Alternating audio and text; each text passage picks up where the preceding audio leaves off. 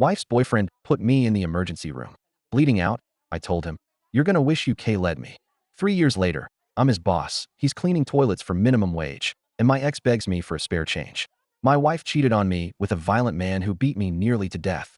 As I was bleeding out, I told him he was going to wish he slaughtered me. Fast forward 3 years.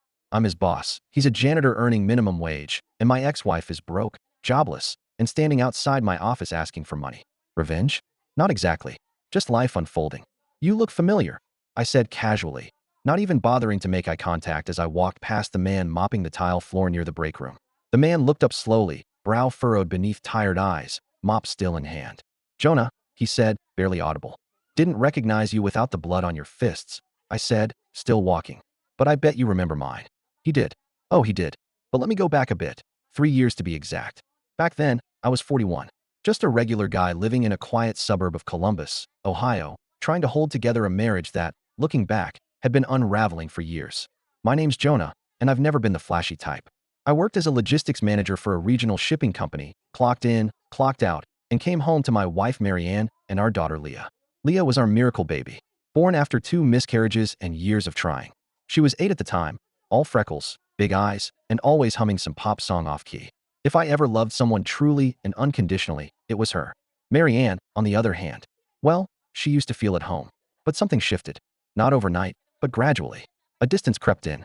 Late nights at the office, secretive texting, and a new obsession with her appearance that had nothing to do with me. At first, I chalked it up to the usual midlife fog. Marriage isn't always fireworks. Sometimes it's just 2 people trying to keep the lights on and remember why they started all this. I asked her once, softly, if something was wrong.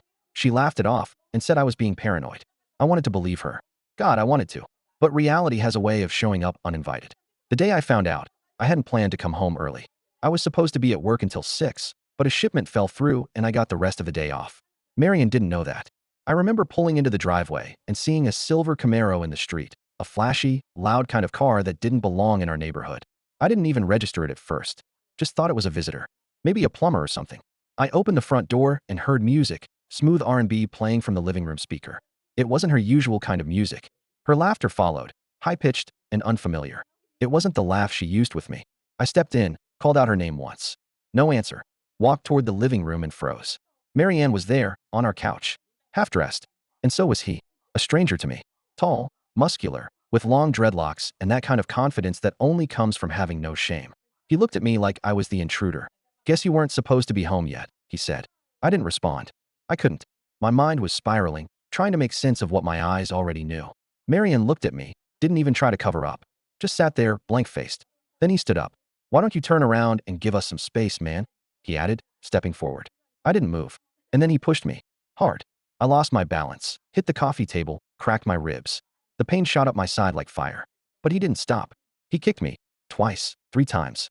I curled up, tried to protect my head, but I felt a bottle smash, then something sharp jab into my side. I blacked out. I woke up in Mount Carmel East, 2 days later. Tubes in my arm, a bandage across my side, and a nurse telling me I was lucky to be alive. A punctured lung, broken ribs, deep facial bruising, and 2 liters of blood lost. The police told me the neighbor had called 911. Said she heard screaming. Said Marian just stood there, watching as her boyfriend beat the life out of me. The man's name was Tyrell. He was 29, had a record, and worked as a part-time trainer at the gym where Marianne had started going after work. He was arrested, charged, and eventually pled guilty to aggravated battery. He got 18 months. Not enough, but more than I expected. Marianne? She came to the hospital once. Cold. Detached. Told me it wasn't supposed to happen like that.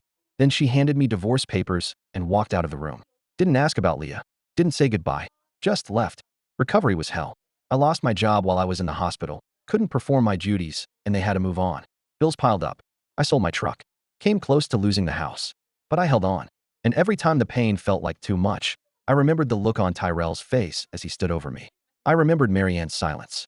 I remembered Leah's eyes when she came to visit and asked, "Did mommy do this?" I knew I had to rebuild. Not just for me. For her. So I started slow.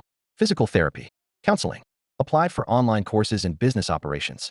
Picked up part-time warehouse work once I could stand for longer than 30 minutes. Slowly climbed. By the end of the 2nd year, I was hired at a fast-growing logistics firm called Stratex. They saw my experience, my certifications, and my drive.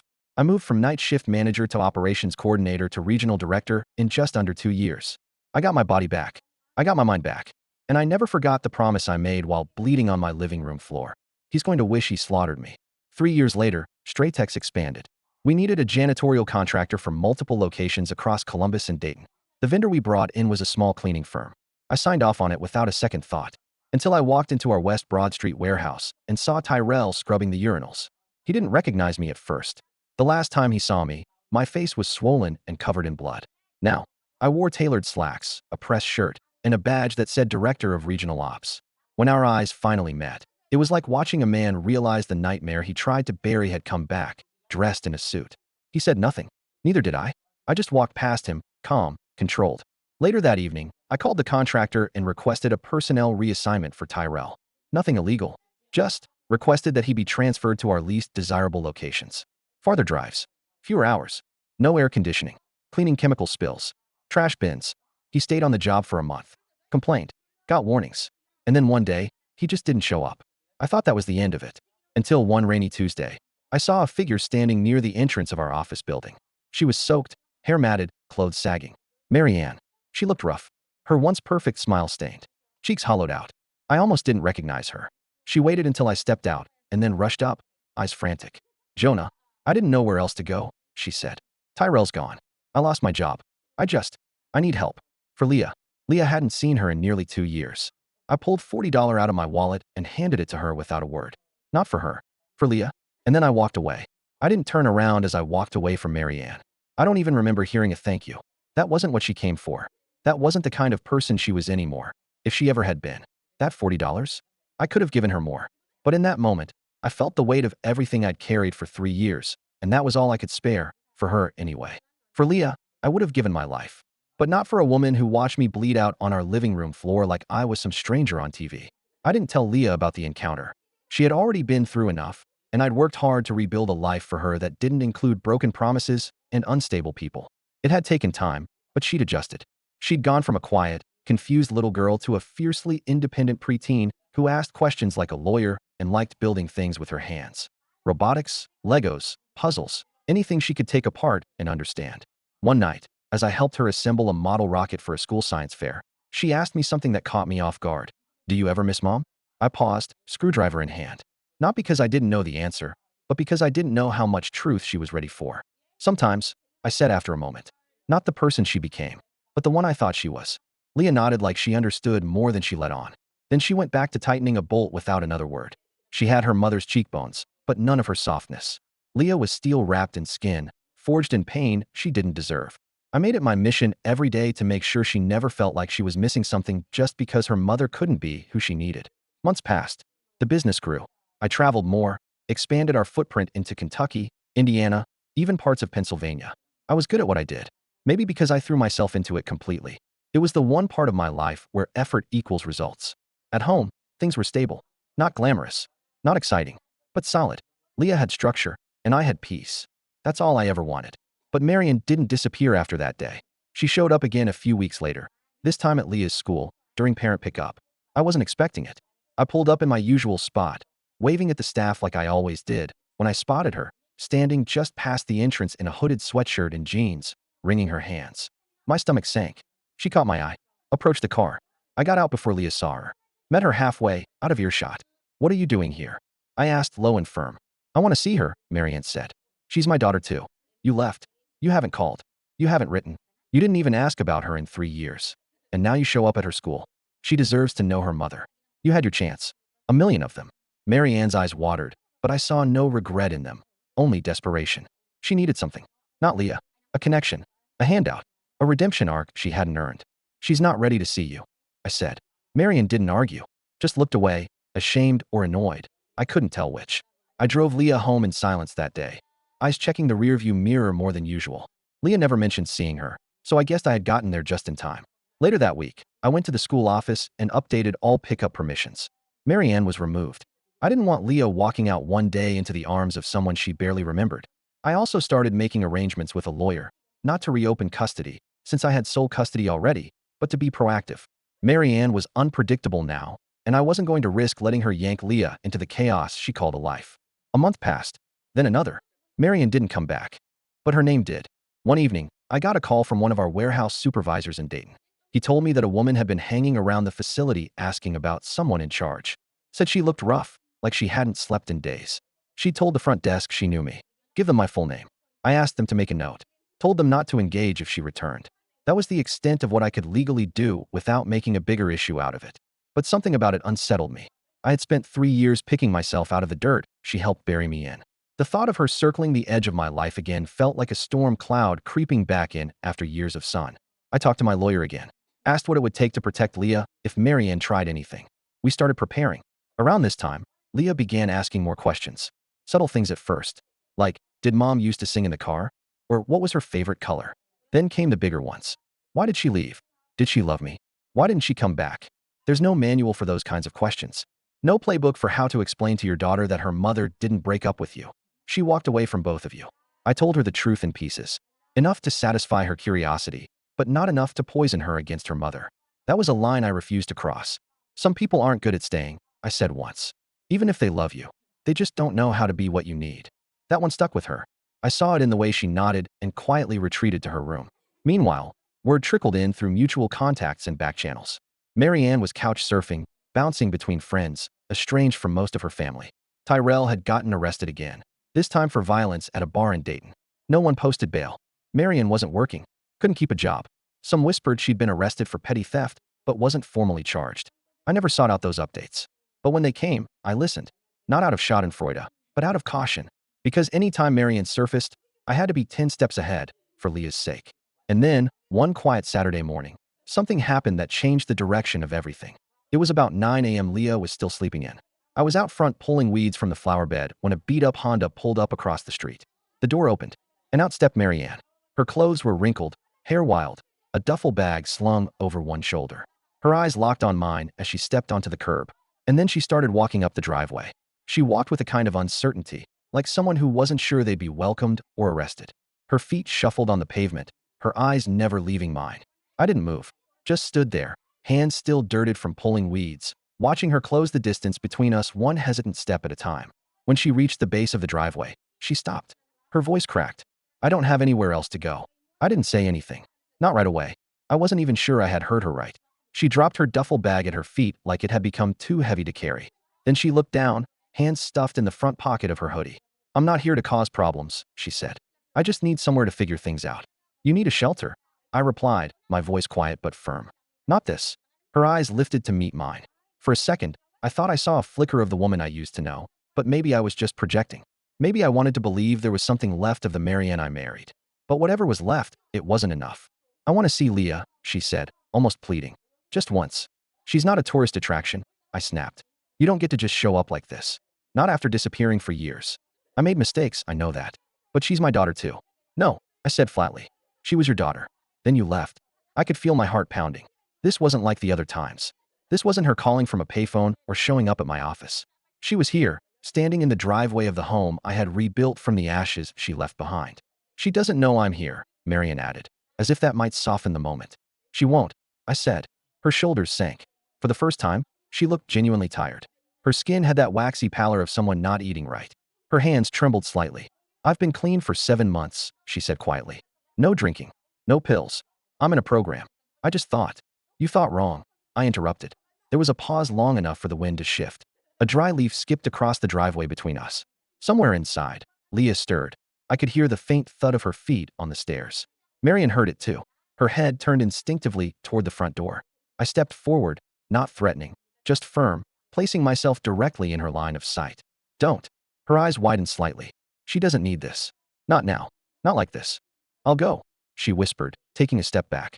Can you tell her I stopped by? Please. What am I trying? I'll think about it. She hesitated a moment longer, then bent to pick up her bag and turned slowly, walking back toward the street. She didn't look back. That night, I sat in bed with a legal pad and started writing down what I'd say to Leah when the time came. Because I knew it would. Eventually, she'd find out her mother had been there, just a few feet away. I wanted to be ready. But life doesn't wait for you to have the right words. 2 days later, Leah came home from school quiet, subdued. She didn't even go to her room like she usually did. Just sat at the kitchen table and stared at the glass of orange juice I poured for her. Dad, she said slowly. Did Mom come by? I didn't ask how she knew. Kids always know. I nodded. She did. Why didn't you tell me? I was going to, I said, sitting across from her. I just wanted to find the right time and the right way to explain. She didn't cry, didn't raise her voice, just looked at me with this expression I hadn't seen before, somewhere between curiosity and disappointment. Did she want to see me? Yes. What did you say? I said no. She looked down at the glass. Why? Because I'm trying to protect you. She's not stable. She's trying, maybe. But that doesn't mean she's ready. She said she's clean, Leah whispered. I froze. She called my friend's mom. Got her number from someone at her shelter. She wanted to talk to me. Now I felt the ground shift beneath me. I'd underestimated her reach. Or maybe I'd overestimated my control. She shouldn't have done that, I said. That's not okay. Leah shrugged. She said she misses me. That she's sorry. And what do you think? She was quiet for a long time. I think I don't remember her that well anymore, she said. And that makes me mad. I reached across the table and took her hand. She didn't pull away. It's okay to be mad. It's okay to feel however you feel. But I need you to trust me to make the choices that keep you safe.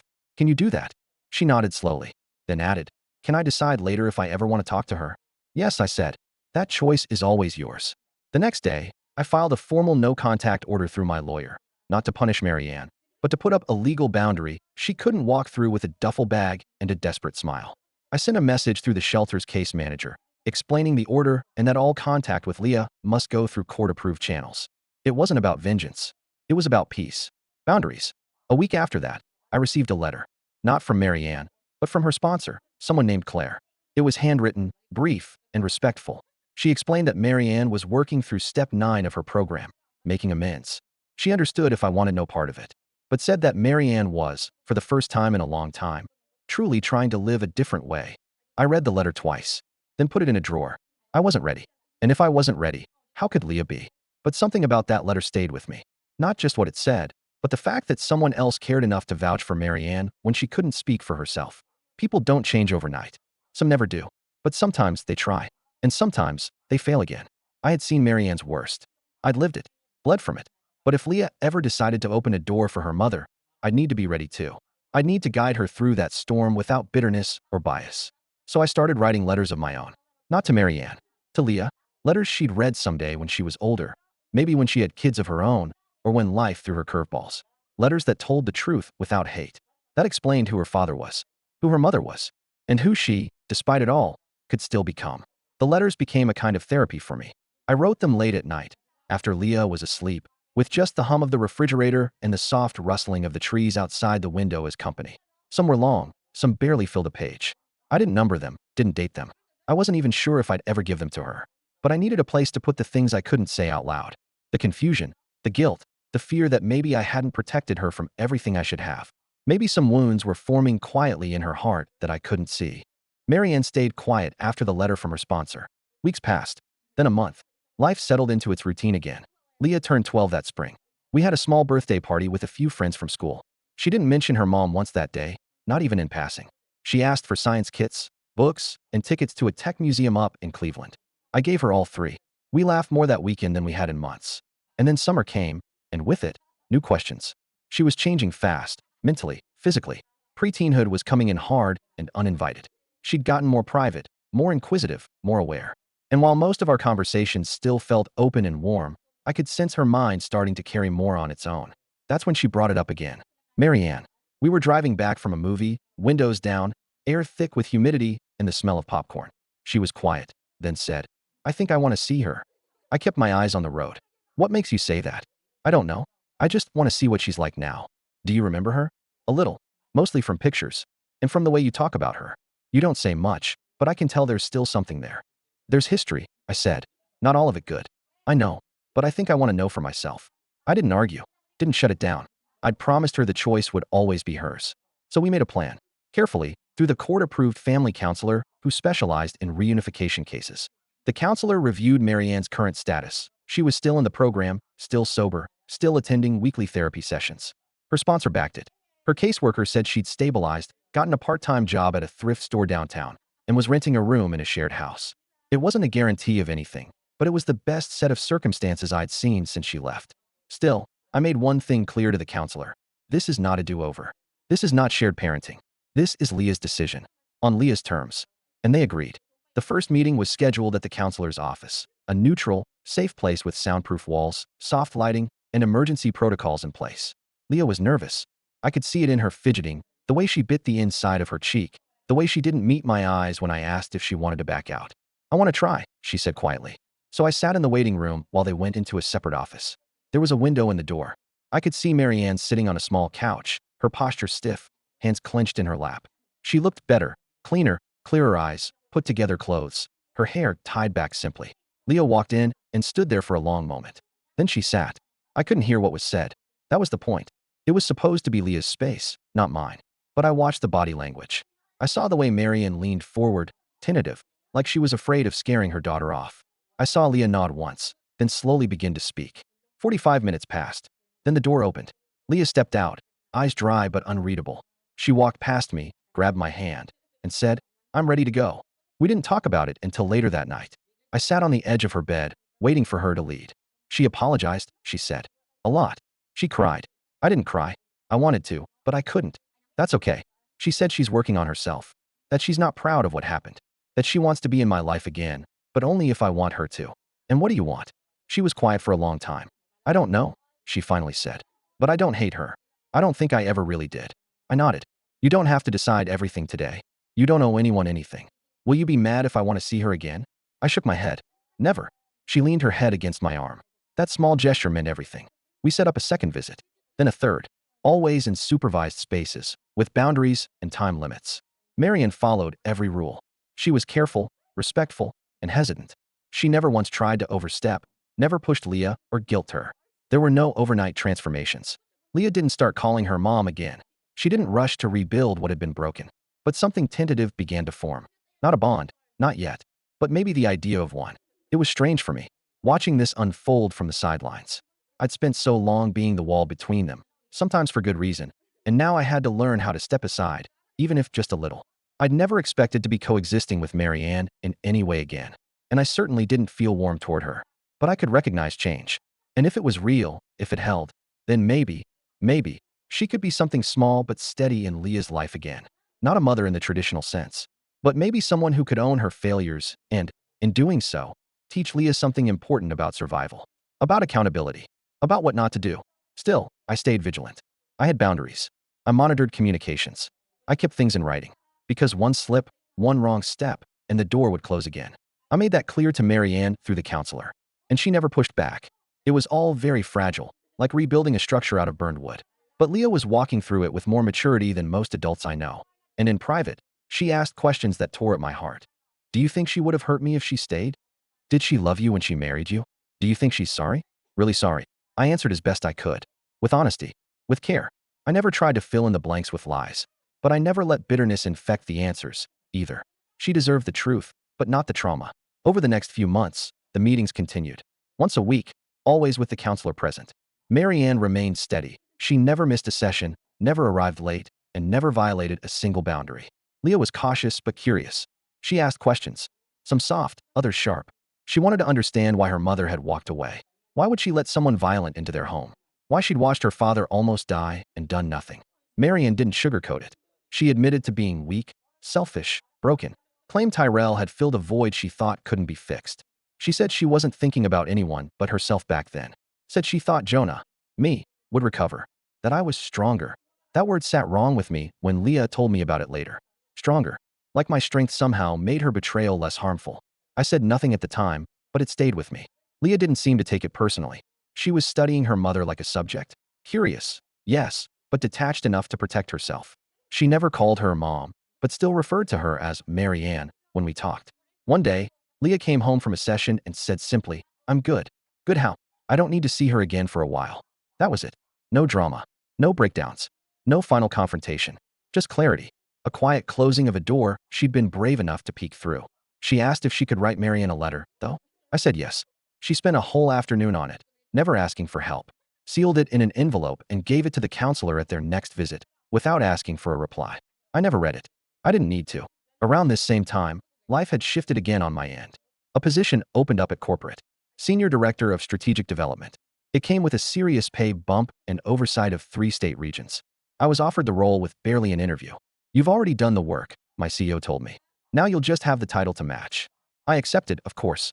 It wasn't about the money anymore. It was about legacy, building something that would last beyond me.